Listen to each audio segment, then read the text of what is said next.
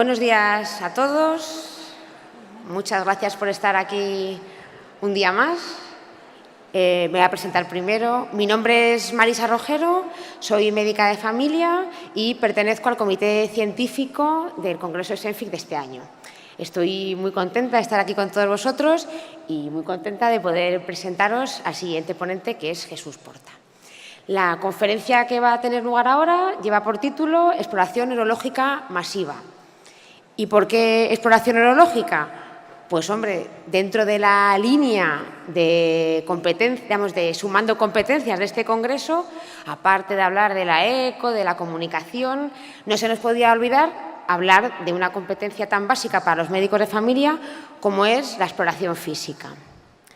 Estaremos todos de acuerdo que la exploración neurológica es, junto con la anamnesis, la base del diagnóstico de la patología del sistema nervioso. Una dejadez a veces, por un montón de motivos, en una buena práctica de la exploración física puede llevar a errores, a petición de pruebas innecesarias o pruebas mal orientadas, ¿no? Para hablar hoy de exploración, como os he dicho, tenemos aquí a Jesús Porta. Jesús es neurólogo clínico del Hospital Clínico San Carlos, es doctor en medicina, tutor de residentes y es profesor de la Universidad Complutense de Madrid. Tiene un extenso currículum del que no voy a hablar porque entonces no empezaríamos la conferencia y que podéis consultar en la web. Y fundamentalmente Jesús lo que es un médico clínico que tiene mucho interés en la docencia y en la divulgación de conocimiento. ¿Y qué hace un neurólogo en un congreso de médicos de familia? Pues hombre, Jesús está aquí porque le hemos invitado principalmente porque es un médico con una visión generalista de la medicina y un enfoque generalista que probablemente todos los que estamos aquí compartimos, y porque, como dice él en su web, él está interesado en formar gente que ejerce la medicina con vocación. Bueno, lo voy a leer literalmente, ¿no?, porque lo pone él en su web, para no... pretende, ¿no?, formar personas que ejerzan la medicina de una manera vocacional, con pasión y compromiso. Y si alguien ejerce la medicina bajo esas premisas, somos todos los que estamos aquí sentados. Así que bienvenido, muchas gracias a todos y vamos a comenzar, ¿vale? Muchísimas gracias. Muchas gracias por la presentación y especialmente por la invitación. Y os agradezco a todos los que estáis aquí porque voy a hablar de un tema que a mí me apasiona. La última vez que estuve aquí, por cierto, fue viendo a Les Luthiers. Espero que no haya tantas risas como cuando estuve aquí, aunque hubo un chiste muy bueno sobre el sistema nervioso central, que si da tiempo luego lo cuento al final que comentaron. Pero bueno, vamos a hablar de algo que para mí es fundamental, que es la exploración neurológica. Y como comentaba María, muchas veces los especialistas al final se nos olvida lo que es la base de la medicina y es un error absoluto y es el método clínico. A día de hoy no se puede ejercer la medicina todavía sin utilizar el método clínico. Y si nos centramos más en lo que es la neurología, todavía es muchísimo más importante. A día de hoy no se puede diagnosticar a un enfermo neurológico sin una buena anamnesis, que sigue siendo absolutamente la base, y una adecuada exploración neurológica que dé armonía al cuadro. Por eso es tan importante tener un conocimiento de lo que es la exploración neurológica. Vamos a intentar en esta media hora transmitir alguno de los conocimientos y recordar alguna de las cosas que todos sabéis ya. Lo primero es que tenemos que tener claro es que la exploración neurológica debe ser armónica con la anamnesis y la base del diagnóstico en las enfermedades neurológicas sigue siendo la anamnesis. ¿Con esto qué quiero decir? Que cuando yo hago la anamnesis a un paciente por una patología que acude a nuestro ambulatorio, por ejemplo, un dolor de cabeza, un cuadro de mareo o un cuadro de vértigo, tengo que tener ya una sospecha diagnóstica que voy a confirmar con la exploración. Si no hay armonía entre las dos, merece la pena volver a repetir la anamnesis. Ya sé que tenemos todos muy poco tiempo, merece la pena recitar al paciente y repetir la anamnesis, porque si no lo que vamos a generar es un caos, que eso también nos ocurre a nosotros en nuestra consulta, que el paciente tiene una historia clínica y la exploración te dice que es otra cosa distinta. Y es muy difícil, si no existe esta armonía, realmente llegar al diagnóstico. Es la única manera que tenemos de enfocarlo. Yo tengo una exploración neurológica del ambulatorio. En el ambulatorio tengo más o menos entre 10 y 12 minutos por un paciente nuevo. y tenemos unos 8 o 10 minutos por una revisión que, como todos en vuestro caso, tenemos todos duplicados y triplicados, porque ahora parece que lo único que interesa es la libre elección de especialista y meterte todos los pacientes de clavo. Parece que ya no interesa la atención adecuada de los enfermos. Quito la cuña publicitaria. Independientemente de esto, hay una exploración neurológica sencilla que se puede hacer en 3 minutos para la mayoría de los pacientes que no tienen ninguna patología, que si tenemos tiempo luego le podemos echar un ojo también, ¿de acuerdo? Si yo tengo tiempo para explorar un paciente, a todo paciente que viene por una queja neurológica hay que hacer una exploración neurológica general, que se puede tardar 4 minutos en hacerla. Y luego tengo que hacer una específica por cada síndrome. Es decir, si tiene un vértigo, le haré la exploración del vértigo. Si tiene una cefalea, le tocaré los puntos dolorosos y le haré la exploración específica de la cefalea, que si nos da tiempo lo veremos también al final de la charla. Nosotros, cuando tenemos la historia clínica, tenemos que tener una sospecha del síndrome que tiene el paciente. ¿Con esto qué quiero decir? Que con la historia clínica tengo que entender, por ejemplo, que el paciente lo que me está contando es una paraparesia, una pérdida de fuerza en los 2 miembros inferiores. Y con la exploración tengo que conseguir la localización. ¿Esto qué quiero decir? Si me viene un paciente con pérdida de fuerza en los miembros inferiores de manera progresiva, en una semana le intento sacar los reflejos y no le salen los reflejos y además tiene una hipostesia en la parte inferior de las piernas, voy a sospechar una polineuropatía, posiblemente un Guillain-Barré, lo que está desarrollando ese paciente. Mientras que si yo le intento sacar los reflejos y le salen vivos y el cutáneo plantar es extensor, sospecharé una mielopatía. Voy a hacer el diagnóstico topográfico con la exploración de lo que tiene el paciente. Esta es la estructura de la charla. Haremos una exploración neurológica básica general y luego, si nos da tiempo, hablaremos de la específica para la cefalea, para el mareo e inestabilidad, para el vértigo, para los fallos de memoria y para el temblor, que son las quejas más frecuentes que vemos todos en nuestra consulta. Primer punto es la estructura de la exploración neurológica. Perdonad que os lo diga, pero siempre hay que explorar todos estos puntos en un paciente. No hay que ir dirigidos a la queja del enfermo. Si nos dirigimos a la queja del enfermo en neurología, es jugar a perder. Porque puede que se nos pase algo importante. En todos los enfermos que vienen y tenemos que hacer una exploración, tenemos que explorar las funciones cognitivas. Bien, en ocasiones la exploración de las funciones cognitivas es la anamnesis. Si un paciente me cuenta, antes de ayer a las 21:30 horas Zulu presenté un dolor agudo en la rodilla derecha, ya le estoy haciendo realmente las funciones cognitivas con la anamnesis.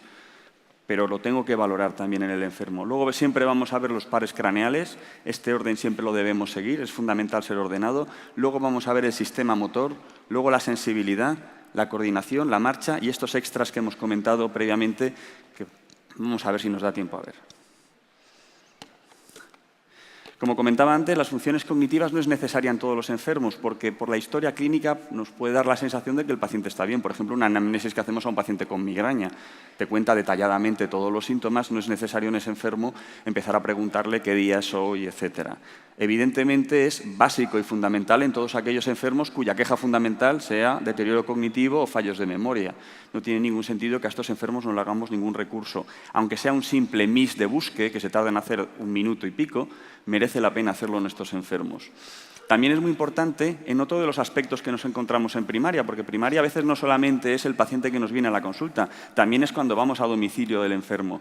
En ocasiones nos van a llamar al domicilio porque el enfermo a lo mejor se pierde por la casa y no se sabe vestir. Allí una buena exploración de funciones cognitivas puede que nos hable de una lesión focal y a lo mejor tenemos que activar el código ictus y lo que tiene el paciente es un ictus y realmente no es otro tipo de trastornos como pueden tener. Y luego algo que tenemos que tener todos claro y que con el tiempo nos hemos dado cuenta es que el mini-mental, ¿no?, que está un test que pasamos mucho pero que realmente tiene un interés relativo, está absolutamente influenciado por el nivel cultural. De tal manera que a veces tienes puntuaciones de 23 en pacientes que no tienen deterioro cognitivo y pacientes que tienen muy buena formación, ¿de acuerdo? Y te sacan puntuaciones casi normales y es obvio que le afecta a su vida normal y que lo que tiene el paciente es una demencia. Y eso lo tenemos que tener claro a la hora de valorar las funciones cognitivas en los pacientes. Este es un vídeo de una enferma, es una afasia, ¿no se puede poner el sonido? Y con una hamburguesa Ah. con un poquito de no sé, debe ser no debe ser un eso. ¿La guarnición qué Sí, es? eso. ¿Pero qué guarnición le han puesto? A ver. Me parece que ha sido Es una afasia motora, ¿no? Veis que tiene dificultad para encontrar las palabras, no es fluido, pero no es excesivamente fluido, No tiene sabe una cómo se estructura llama. gramatical Pero hay alterada varias opciones y, y sin me embargo, dice la semánticamente es correcta. correcto. ¿Son patatas? No. ¿Son rábanos o son zanahorias? Son las zanahorias, sí. Muy bien. Y veis que hace parafasias, ¿no? ¿Setas, Setas. mejillones No. o berberechos? No. Sí, eso ha sido, sí. Muy bien. ¿Y de postre qué le han puesto? Pues, Ella sabe qué es lo que ha comido, no es un problema de la memoria, sin embargo es incapaz de evocar a lo que corresponde, ¿no? Sería una fascia motora a lo que tiene la paciente. Esta otra enferma, gato negro está en... que podéis ver, fijaos la actitud, ¿no? Tiene una actitud que no es normal para una paciente que está ingresada y tiene lo que se llama un grasping visual, ¿de acuerdo? No puede evitar coger todos los objetos que se le ponen. Esto es típico del síndrome frontal, ¿de acuerdo? Igual que el grasping, ¿no? Que luego veremos que es cuando raspamos la mano, que flexionan el dedo gordo. No hace falta que nos cojan, para que nos cogen ya están tan dementes que el portero los ha diagnosticado, ¿de acuerdo? Es raspando la palma de la mano, el paciente flexiona el dedo gordo. Con que flexione el dedo gordo, el pulgar, ya se considera que el grasping es positivo, sin necesidad que nos cojan. Esto es un grasping visual que lo vemos en las lesiones frontales, ¿no? La paciente que tenéis a vuestra derecha, esta no. Este es el orden que tenemos que tener en cuenta cuando vamos a hacer la exploración de las funciones cognitivas. Lo primero, el nivel de consciencia. ¿Cuándo va a ser fundamental el nivel de consciencia? Cuando nos llamen probablemente y vayamos a un domicilio.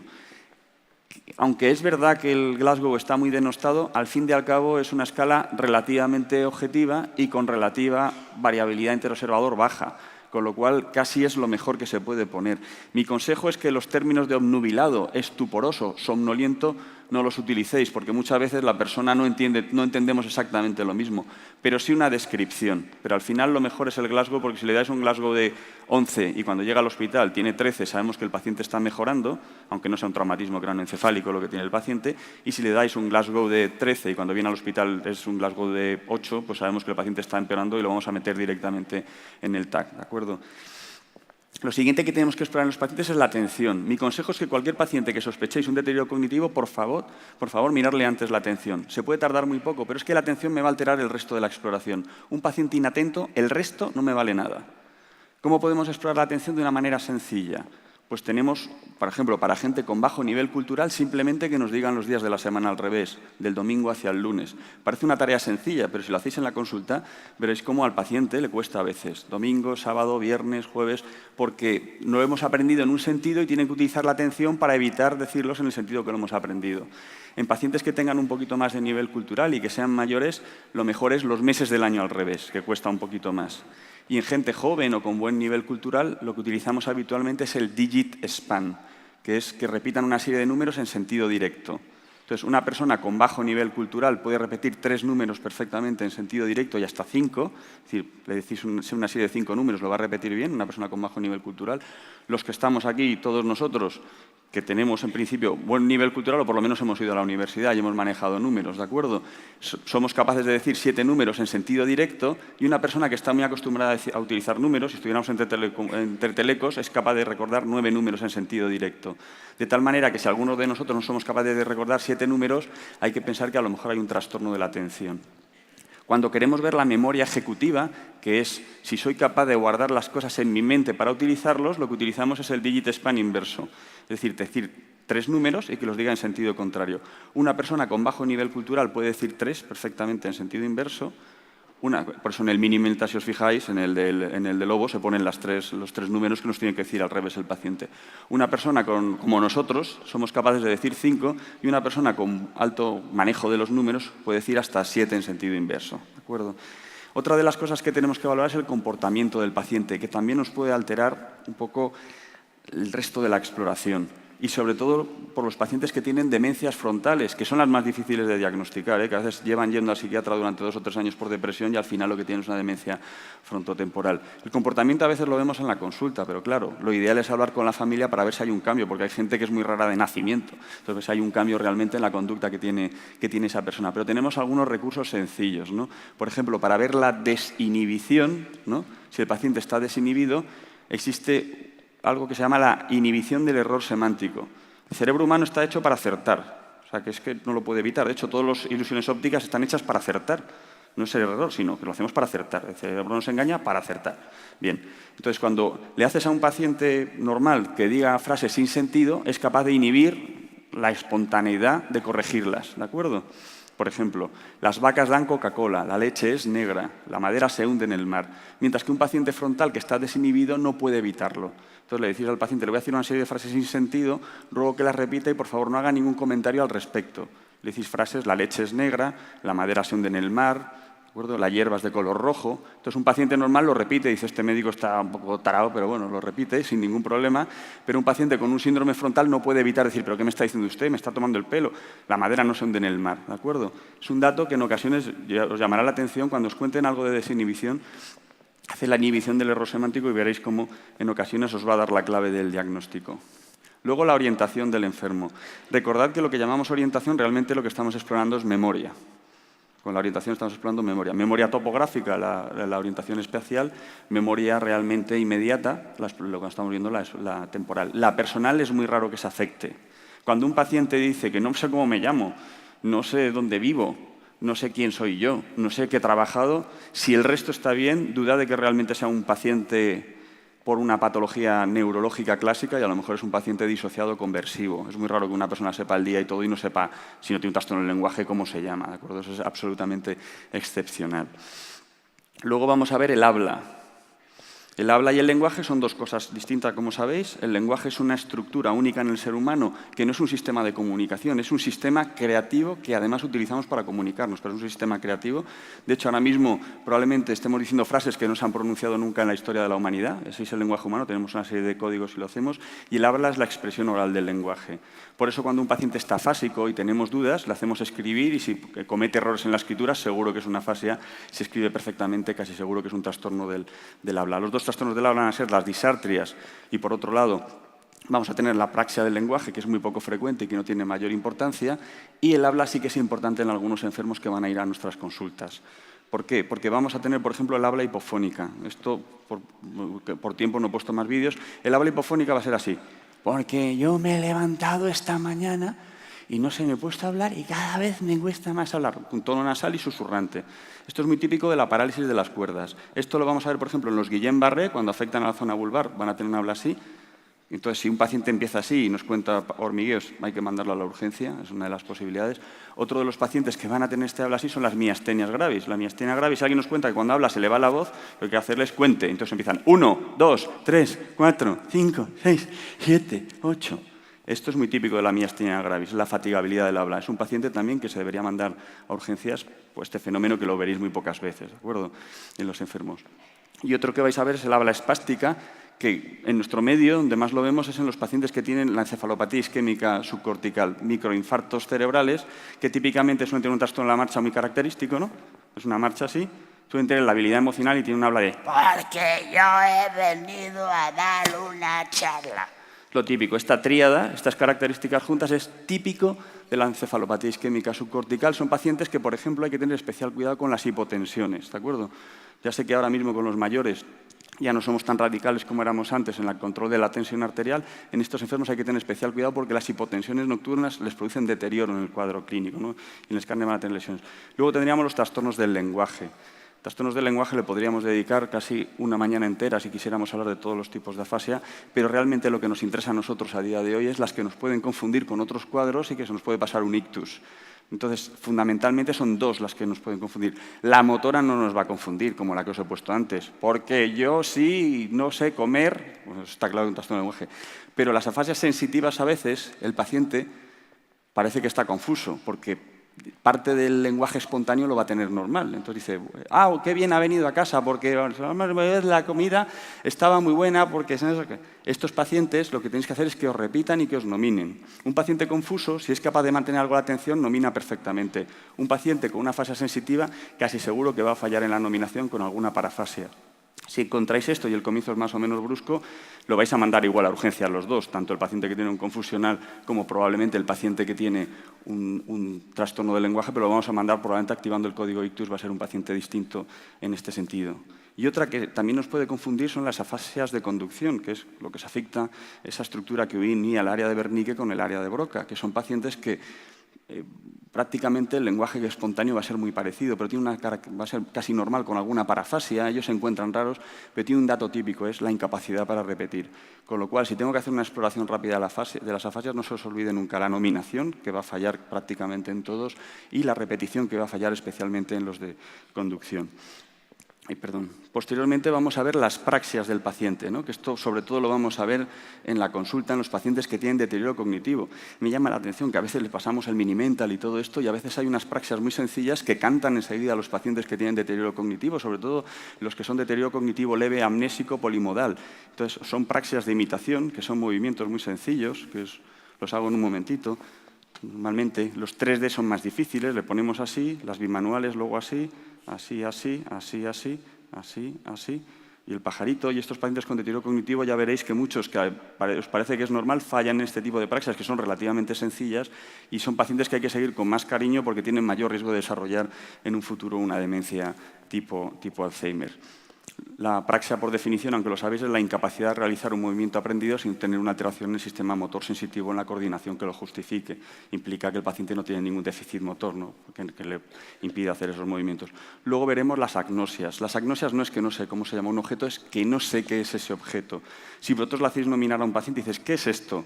Y no sabe el nombre, le dais el objeto y que lo toque. Si cuando lo toca es capaz de decir el nombre, eso es una agnosia.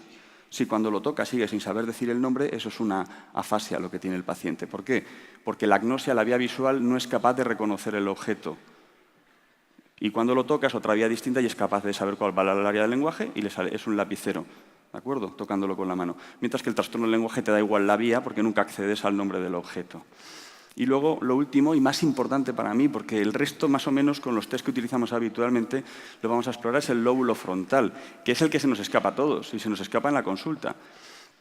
Todo paciente con deterioro cognitivo extraño o pacientes que de mayor empiezan con cambios de conducta o de mayor se deprime. Es muy raro que un paciente de 60 años tenga una depresión, que si no la ha tenido en su vida. Es muy raro. Puede ser una depresión, por supuesto, importante, por supuesto, pero no es lo habitual. Normalmente es gente que fue en la juventud era depresivos y otra vez vuelven con la depresión. Y es muy raro que un tío de 65 años le dé por hacer cosas raras y no se ha hecho toda su vida. ¿De acuerdo? Es muy raro que le dé de repente por irse de prostitutas a una persona que nunca en su vida había tenido... Puede ser, porque en esta viña del Señor hay de todo, pero no es lo habitual. En estos tenemos que valorar el lóbulo frontal, no pensar que está deprimido y mandarlo al psiquiatra que no lo va a explorar.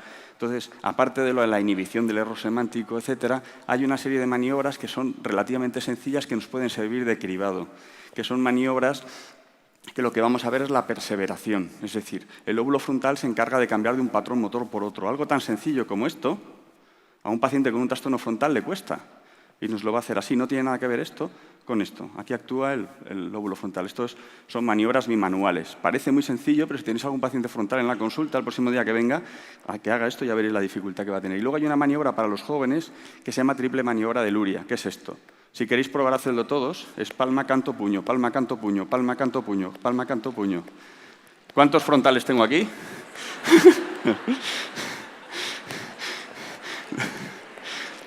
Lo hago intencionadamente porque cuesta al principio. Yo ya lo tengo como una praxia, como veis, lo hice desde joven para que nunca me diagnostiquen de una demencia frontotemporal. Pero esta maniobra hay que entrenar 30 segundos con el paciente, ¿de acuerdo? Hacerlo juntos 30 segundos y que luego siga el paciente haciéndolo para ver si persevera. Y veréis cómo los frontales van a perseverar, ¿de acuerdo? Otra de las cosas que vamos a hacer con el lóbulo frontal son patrones gráficos alternantes, que es pico, cuadrado, pico, cuadrado, pico, cuadrado. Entonces ponéis un cuadradito así, un pico, un cuadradito, un pico, lo tengo al final, pero como no da tiempo os lo digo ahora. Un cuadradito, un pico. Entonces decís al paciente que siga la misma secuencia, no que lo copie, sino es parietal. Copiar es parietal, sino que haga la misma secuencia hasta el final de la hoja sin levantar el bolígrafo del papel. Y veréis cómo perseveran los frontales también, ¿de acuerdo? Como veis, son maniobras que se tardan muy poquito en pasar y que nos dan muchísima más información que otros test que utilizamos habitualmente. Una vez que hemos visto las funciones cognitivas, pasaríamos a los pares craneales. Y aquí ya viene lo que dice siempre el neurólogo. Ya va a venir este pesado otra vez con lo del fondo de ojo. Sí, el fondo de ojo lo deberíamos ver a todos los pacientes que tienen dolor de cabeza. Yo lo veo en todos, pero todo paciente con cefalea deberíamos ver el fondo de ojo. Ver un fondo de ojo en el 90% de los pacientes se tarda en hacerlo un minuto, menos de un minuto, 30 segundos. Lo importante es coger la técnica. Ser médico es muy difícil porque es ser un profesional, aunque ahora profesional es todo el mundo, pero es ser un profesional, ¿no?, de acción. Aprender una técnica es muy fácil, simplemente repetirla hasta que sale bien, ¿no? Ver el fondo de ojo y además no se nos puede pedir más de si es normal o no. O sea, yo no tengo que ver, no, fíjate, aquí tiene, no, con que sepa que no es normal es suficiente. Pero en cefalea siempre deberíamos verlo por la hipertensión intracraneal idiopática, ¿de acuerdo? Luego haremos la campimetría. La campimetría no hace falta dedicarle mucho tiempo. Esto no es una campimetría de confrontación, ¿eh? Esto es una campimetría de cribado, porque esta campimetría es exactamente igual si la hago de espaldas, no estoy comparando nada. La campimetría de confrontación, yo me tapo un ojo y confronto su campo con el mío, midiéndolo exactamente si es igual que el mío. Pero esto es suficiente, la de cribado. Y no merece la pena izquierda, a derecha, abajo. Con hacer a la vez arriba y abajo con los dos dedos es más que suficiente, porque estoy viendo todos los campos y la extinción visual. Es decir, si un paciente tiene una mianopsia, lo voy a pillar. Y si tiene una extinción visual, también lo voy a pillar. Si me dice cuando hago así, solo derecha, entonces ya sí que le voy a hacer uno y otro para ver si lo que tiene el paciente realmente es una mianopsia o una extinción visual. Pero con hacer simplemente así, en la mayoría de los enfermos, es más que suficiente en la campimetría. El motor ocular, muchas veces nos obsesionamos, yo siempre digo, con hacer, pues, con perdón, yo siempre digo que lo que hacemos es la señal de la Santa Cruz, ¿no?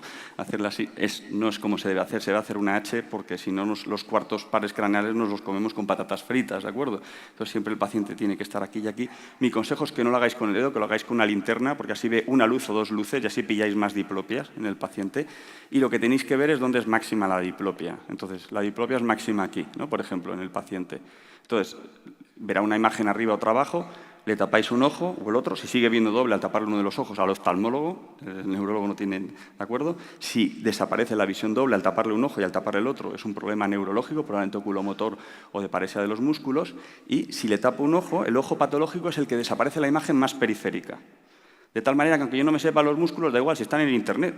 Entonces yo le pongo al paciente y digo, ¿cuántas luces ve aquí? 2. Aquí, ¿cuál desaparece? La de abajo. Aquí la de arriba. Me voy y dice, pues este es el ojo patológico. ¿Qué músculo es este de aquí? ¿No? Por ejemplo, pues este es el recto inferior. Pues tiene una parálisis del recto inferior. ¿De acuerdo? Si fuera aquí y la parte periférica es esta, sería un recto externo. Si la periférica esta es un recto interno. ¿De acuerdo? Si fuera aquí y la periférica es esta, pues sería un oblicuo mayor. ¿De acuerdo? Lo miráis luego y sabéis exactamente lo que tiene el paciente con la diplopia. Y es importante porque hay patologías en principio. En un paciente de 70 años, hipertenso y diabético, una mononeuropatía del sexto nervio craneal, lo puedo mandar a urgencias, y en nuestro medio todos lo vamos a mandar a urgencias, y no está mal hecho, pero, por ejemplo, en Gran Bretaña no lo mandan a urgencias, le hacen un seguimiento y si el paciente va bien y mejora, asumen que es una mononeuropatía por afectación del vasa nervorum y no es necesario que ese paciente se haga ninguna prueba. Total, le vamos a hacer un escáner que no sirve absolutamente para nada al paciente, más que para radiarle, que es lo que vamos a hacerle en urgencias. Pero en nuestro medio, yo también, si estuviera en vuestra silla, también lo mandaría la mayoría de las veces a urgencias porque es un medio distinto al que hay en Gran Bretaña, y eso es así. Luego vamos a ver las pupilas. Nuestras consultas son muy malas para ver las pupilas porque hay mucha luz. Está muy bien ver la midriasis, pero lo más importante realmente es ver la miosis por un síndrome de Horner, que es lo que nos podemos comer con patatas fritas. Luego, si queréis ver un síndrome de Horner, tenéis que apagar las luces. Cogéis la linterna y enfocáis desde abajo las pupilas, ¿de acuerdo? Mucho más de 45 grados, pues prácticamente 60 grados, y veis si apagando las luces aumenta la anisocoria. Es decir, la pupila pequeña permanece pequeña y la otra se dilata mucho más. Eso es muy típico de un síndrome de Horner. Luego mirad si tiene ese párpado más cerrado de lo normal y ese es un paciente que casi siempre es grave a no ser que sea en el seno de una cefalea en racimos, ¿de acuerdo? Cefalea en racimos es típico y si no es un paciente con un Horner, si es de debut hay que mandarlo a urgencia siempre por el riesgo de una disección carotidia, que a veces nos la comemos con patatas por realmente las luces que tenemos en las consultas. Luego miraríamos el quinto, sensitivo, el corneal. Recordad que empieza aquí la primera rama del quinto, con lo cual la gente que cuenta hipostesia en el nacimiento del pelo habitualmente son pacientes funcionales. Los límites netos en la cara no sirven, son netos. Con lo cual, un límite neto en la cara no me dice que el paciente sea funcional. Los pacientes que tienen esclerosis múltiple y tienen un brote con afectación trigeminal pueden tener límites netos, eso no me lo excluye. Sí el ángulo de la mandíbula, que es cervical. El respeto del ángulo de la mandíbula es muy típico de lesiones trigeminales, que no tan normal en el ángulo de la mandíbula y poco en la cara. Esto, si lo tiene un paciente, es un paciente que tiene casi seguro una afectación trigeminal, ¿de acuerdo? Y luego, el motor, nos obsesionamos con que el paciente cierre la boca e intentar abrirla, pero realmente lo que tenemos que hacer es lo contrario. Que el paciente abra la boca e intentar cerrarla. Los pterigoideos externos, que se encargan de abrir la boca, son muy débiles. Los maseteros y temporales son brutales. Yo no voy a ver una paresia del masetero temporal, por mucho que intente abrir la boca. Sin embargo, sí que voy a ver la paresia de los pterigoideos. que os abra la boca e intentar cerrarla, ¿de acuerdo? Y palpar los músculos, que las amiotrofias sí que se ven de manera precoz. El facial, aunque todos lo conocéis, el mejor músculo para distinguir la parálisis facial periférica de la central no es el orbicular de los ojos, porque en central se puede afectar también, porque la inervación es 80% contralateral y 20% ipsilateral, con lo cual en algunas parálisis por ictus, por ejemplo, puede tener un poquito de afectación del orbicular y comérnoslo con patatas fritas. Recordad que el más importante de todos es el frontal, ¿de acuerdo? Si un paciente tiene una parálisis del frontal, como en mi caso, ¿de acuerdo? Esto es típico de periférico. Pero si tiene la boca torcida, el ojo lo cierra y es capaz de levantar las dos cejas igual, eso es central hasta que se demuestre lo contrario. Fiaros mucho más del frontalis que del orbicular, que en este caso los ojos engañan, ¿de acuerdo? O sea, no los tengáis en cuenta. Y el duodécimo, a los pacientes, sobre todo con dolor occipital, hay que hacerles sacar la lengua y ver hacia dónde se desvía. La parálisis desde el lado hacia el que se desvía, porque el vector de fuerza de los genioglosos es así. Entonces, si saca la lengua y se va hacia la izquierda, es una parálisis del geniogloso de ese lado. Ahora veremos algún vídeo, aunque ya creo que me he comido todo el tiempo. Aquí tenéis un paciente con una oftalmoplegia internuclear, ¿de acuerdo? Típico de la esclerosis múltiple. Como veis, tiene una limitación en la aducción del ojo izquierdo, lo veréis ahora, ¿no? Y además se le va en exotropia el otro ojo, ¿no? El ojo derecho. Y la niña que tenéis al lado tiene una parálisis facial bilateral. ¿De acuerdo? Es lo que tenía un síndrome de Miller-Fisher, ¿de acuerdo? Con una parálisis facial bilateral. Más marcada en uno de los lados y es leve, ¿no? Como veis, pues levanta las cejas, aunque no las levanta bien, y el orbicular tiene un poquito menos de fuerza. Y veis cómo tiene la boca discretamente torcida hacia la izquierda porque es bilateral la afectación. Este señor tiene una mononeuropatía del sexto nervio craneal, como podéis ver. Ahí mira perfectamente y cuando mira hacia el otro lado veis que hay una limitación en la abducción, mirar hacia afuera por el ojo de la derecha. ¿Lo veis? Típico de un sexto nervio craneal. Si veis esto, es un sexto nervio craneal del libro, ¿de acuerdo? Paciente joven sin traumatismo puede ser algo grave. Paciente mayor con factores de riesgo vascular, la mayoría de las veces va a ser por afectación del vasa nervorum, ¿de acuerdo? Y este es una parálisis facial periférica, que ya veis el frontalis, que es el músculo más importante, como se ve perfectamente, ¿no? Aquí tenéis una parálisis del hipogloso por un tumor que le está infiltrando la base de cráneo, ¿de acuerdo? Que le cogía el condilio posterior, que es por donde sale, que iba por un dolor occipital a la urgencia y le hicieron un escáner, nadie le miró la lengua. Y el escáner no cortó, claro, lo hicieron como lo hacen. Y volvió a la urgencia y cuando se vio que tenía un hipogloso se hizo un escáner para cortar la base de cráneo y se vio que tenía una metástasis que le cogía el condilio posterior. Lo importante que sigue siendo la exploración para dirigir las pruebas complementarias. El de en medio es una lengua de un paciente con una esclerosis lateral amiotrófica y este paciente os lo pongo porque es una parálisis del serrato mayor, ¿de acuerdo? En un paciente, ¿de acuerdo? Como veis, pues tiene una limitación en la abducción de los brazos. Rápidamente, porque ya me ha pasado el tiempo, pues no lo puedo evitar, es que las maniobras clásicas, es que a mí en el fondo este tema es que me encanta. Las maniobras clásicas, ¿de acuerdo? Que las sabéis todos, pero las recordamos, mal llamado barré, pero todos lo llamamos barré, que se ponga el paciente con las manos así, cierre los ojos. Un paciente con un déficit piramidal va a hacer esto. Un paciente con un trastorno parietal va a hacer esto. El brazo va a vagar por el universo y un paciente conversivo va a hacer esto, ¿de acuerdo? ¿Qué es lo importante de esto? Porque este es el que te comes. El que hace esto es una lesión parietal, está desaferentizada la mano y vaga por el universo. También muy sencillo el rolling test y ver cómo pacientes con déficit leves utilizan una mano de eje, ¿de acuerdo? Y en las piernas el Mingaccini, como todos sabéis, tumbado con las piernas en esta postura, que cierre los ojos y ver cuál de los dos claudica. Los reflejos que pasaremos y el reflejo cutáneo plantar. Os pongo los tres a la vez y así lo veis. Primero hiperreflexia, segundo es un clonus, lo máximo de la hiperreflexia, ¿lo veis? Es el mismo paciente. Y el tercero es un cutáneo plantar extensor. Todos datos de piramidalismo. Hiperreflexia, el clonus.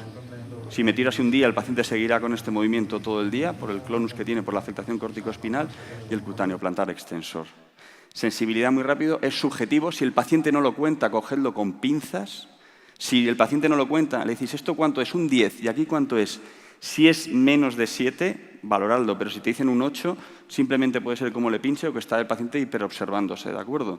Quitando los que negligen es excepcional. Y siempre coged los dermatomas, los ponéis en el ordenador y ver si lo que os está contando el paciente corresponde a un dermatoma o no en la exploración de la sensibilidad, porque es la gran traicionera que vamos a tener. Deberíais tener todos un diapasón de 128 hercios para ver la sensibilidad vibratoria en los pacientes, ¿de acuerdo? Todos ellos. La coordinación, el dedo-nariz, que ya los conocemos todos. Si el paciente lo hace así, es típico del cerebelo, ¿de acuerdo? Si el paciente con los ojos cerrados lo hace así y con los ojos abiertos lo hace bien, es típico de sensibilidad artrocinética. ¿De acuerdo?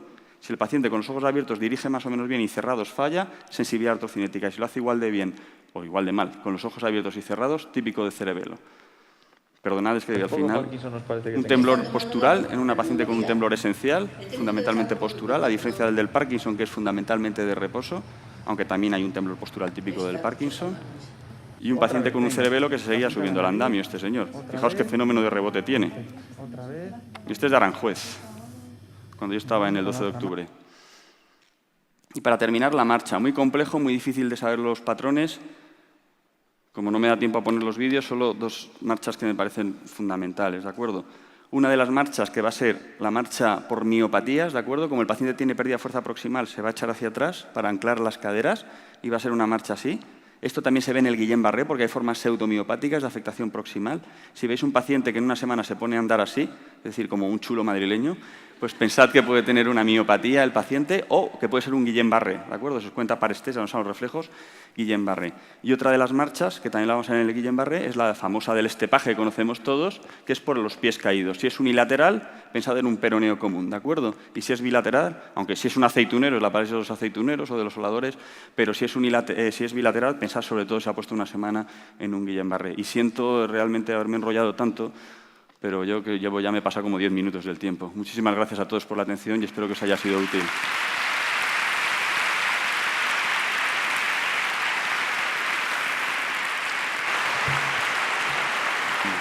Bueno, muchas gracias a todos, muchas gracias a ti, Jesús. Para la próxima tendremos que darte 1 hora o te invitaremos al próximo congreso para que continúes. Y bueno, no va a haber preguntas, ¿vale? Simplemente una reflexión para terminar, ¿vale? Y es que bueno, que es verdad que en el día a día de nuestras consultas, con falta de tiempo, donde bueno, muchas veces nos come la burocracia, nos seduce a veces la tecnología y también nos come el registro y el registro de protocolos, ¿vale? Pues no olvidemos nunca que lo principal para el paciente es mirarlo, tocarlo, hacer una buena historia clínica y una buena exploración física.